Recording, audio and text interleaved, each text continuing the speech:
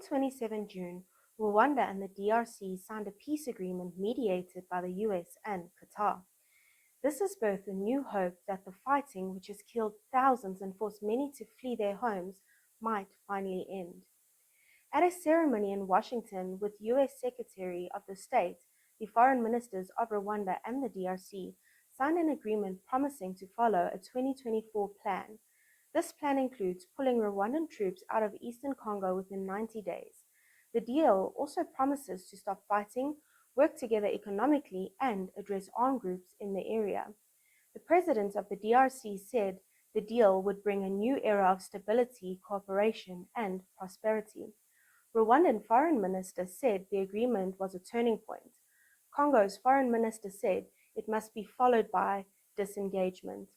President Donald Trump later met with both officials in the Oval Office, where he gave them letters inviting Congolese president and Rwandan president to Washington to sign a full set of agreements. Trump also suggested meeting again in a few weeks to finalize the full protocol and agreement. Meanwhile, the current deal gives Congo and Rwanda 3 months to start putting the framework into action.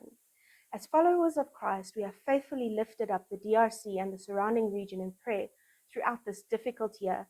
In the midst of this darkness, we can rejoice and give thanks to God for the encouraging steps taken towards peace, notably the recent signing of the peace agreement. However, while we celebrate these positive developments, we also recognize the need for continued prayer that terms of the agreement will be faithfully upheld by all parties involved.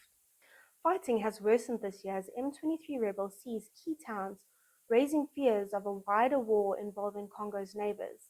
The UN accuses Rwanda of backing the group with troops, which Rwanda denies, saying its presence in the eastern DRC is to counter threats from the FDLR, a Hutu militia linked to the 1994 genocide.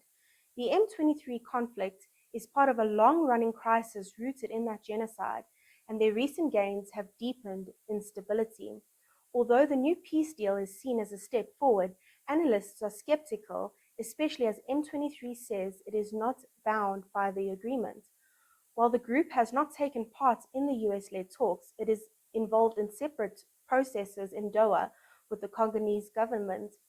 Both parties have agreed to return for further discussions, but few details have been made public. The complex situation, rooted in deep tensions dating back to the 1994 genocide, reminds us of the lasting effects of sin and brokenness within our world.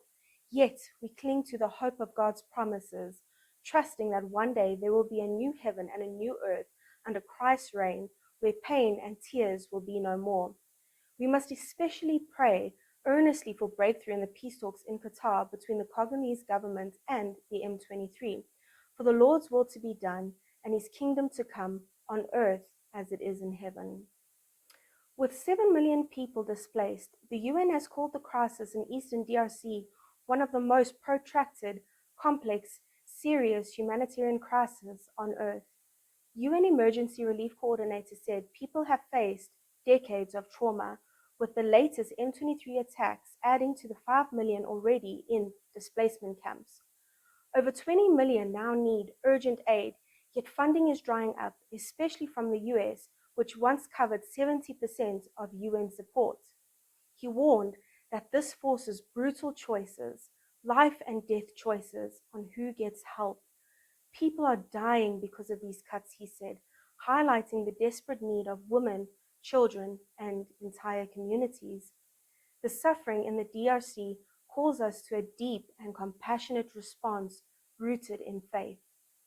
As the Bible teaches in Isaiah 1 verse 17, it says, "Learn to do right, seek justice, defend the oppressed, take up the cause of the fatherless, plead the case of the widow." We are reminded that standing with those who are vulnerable is a vital part of living out our Christian faith.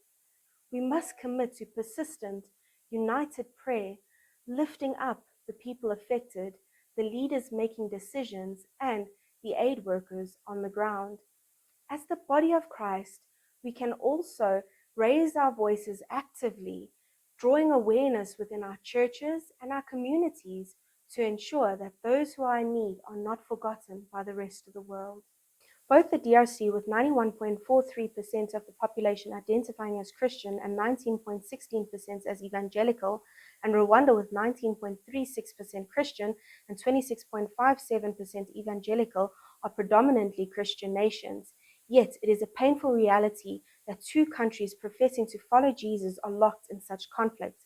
While both countries have large Christian populations, many communities still hold to certain traditional beliefs that include worshipping ancestors, believing in spirits, and performing rituals connected to their heritage. These practices often exist alongside Christianity, sometimes even blended together. True peace needs more than politics. It requires hearts changed and transformed by the gospel. Lasting peace comes when God's values, love, humility, and unity are truly lived out.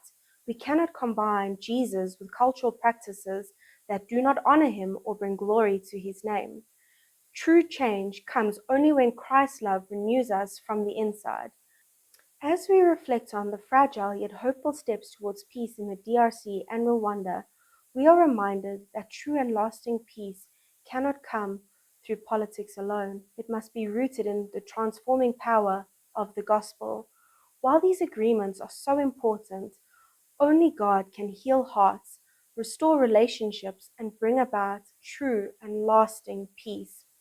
As the body of Christ, we are called to stand in prayer, speak up for the vulnerable, and trust in the one who makes all things new. Please join us in prayer.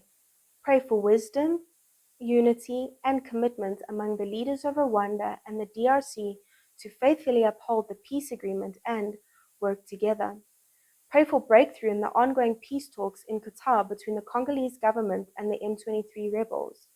Pray for the millions of people who are displaced and suffering in the humanitarian crisis, asking God to provide protection, healing, and provision for the local and global church to respond with compassion, justice, and practical support. Pray for true spiritual revival of hearts in both nations, that people would be transformed by the gospel and truly embrace God's values of love, humility, and unity, leading to genuine peace and reconciliation.